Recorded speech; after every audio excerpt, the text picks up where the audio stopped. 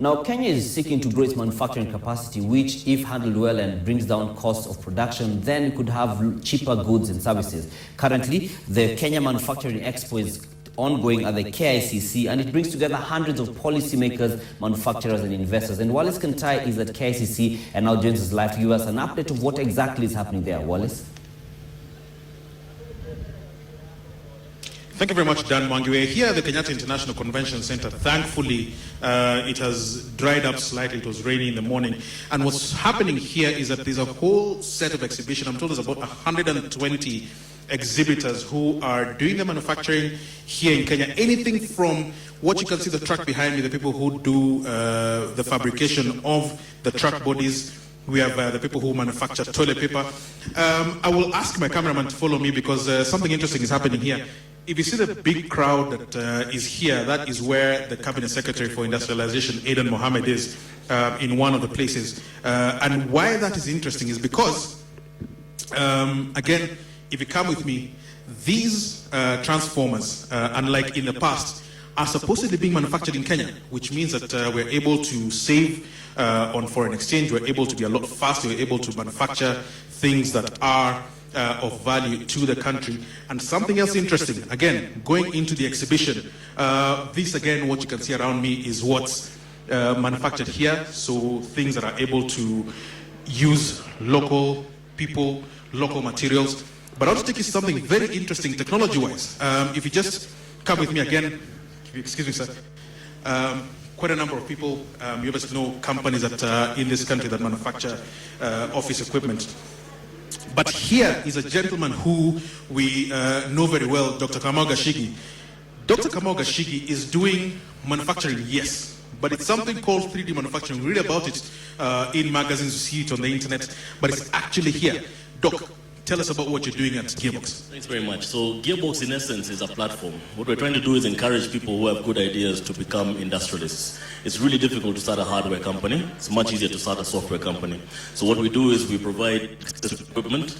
The equipment is, as you say, it's automated equipment. It's based on CAD/CAM, computer-aided design and computer-aided manufacture.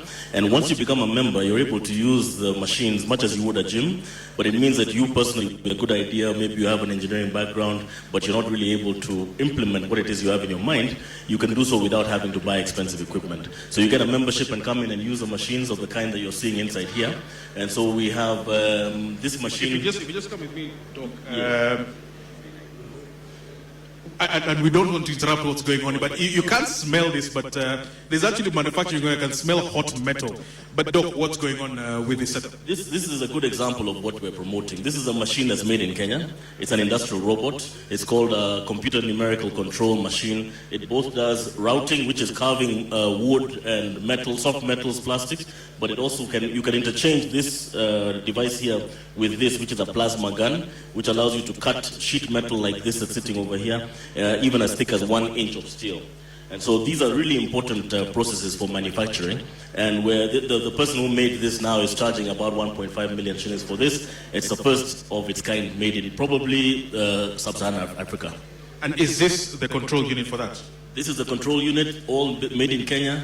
The major parts like the motors and so on you import, but then you build the rest and design it and customize it to your customer. Is this here, if excuse me slightly, sir, is this here what is a 3D printer? This indeed is a 3D printer. It's able to take plastic material and you take your simple design, it may be simple or complicated, and you're able then to create it fairly easily. Not only are we doing various types of parts using 3D printing, we're also, some of my ex-students are making the 3D printers themselves. And that's really what we want to really bring forward. This is an example of what can be made on this machine. This was made by a Gearbox member in his house. So he was able to buy his own 3D printer for around 40,000 shillings. And then with that, make a prosthesis, which can be used by people who have lost their arm to be able to get... basically a prosthetic arm. But the criticism I've seen about 3D manufacturing, additive manufacturing, whatever you want to call it, is that it may be able to manufacture a prosthetic arm, but it can't do it on industrial scale. So you can't do 10,000 of these. Is that a legitimate criticism? And if it is, then why is additive manufacturing or 3D manufacturing so important? So currently it is. And the fact that the real place 3D printing has right now is for prototyping. You're able to make a very accurate prototype very quickly. However, if you can imagine hundreds of people having 3D printers like this, say somewhere in Nairobi, and maybe at the kiosk level, and then you have your phone, you're able to access the internet, there's a whole lot of devices that you might want to be able to make, such as, if Michael, you can just pass me the horn. Just pass me one of the devices over there. So for example, in the instance of a clinic that maybe is working in a refugee camp or something like that, you need various things that you just need a one-off. You're able to make that without having to go through the mass production process. However, there are, and that the model here is called distributed manufacturing. So you have many small units making very unique things. You don't have to have China as a factory of the world in that kind of instance. The other model is some of the very current machines coming out for additive manufacture from companies like HP have much higher throughput. And they're able to do any kind of metal, any kind of material. So it could be metal, it could be ceramic, and you're doing it fast. So you can actually do production with the latest machines, even though it's not yet happened. It's really cutting edge, but I would say in about 5 years, we'll be seeing that come. All right, thank you very much. That's Dr. Kamau Gashigi and Gearbox Limited, which is doing fairly interesting stuff. Just quickly before we cross back to you, Dan, a few of the other things that are happening. This obviously is the stuff that we sleep on, Superform, which does mattresses and other such things. That's probably for a little baby. This is a plastics manufacturer, so anything that you see, anything from water bottles and everything, is being done in Kenya. So what this exhibition and conference is doing is celebrating manufacturing. That's the first thing, but also people learning from each other, people being able to take manufacturing to the next level, because by the country's industrial policy, we're supposed to be at the very least, or about 15% of our GDP coming from manufacturing, and that's what this conference is about. So it's here for the next 2 days or so.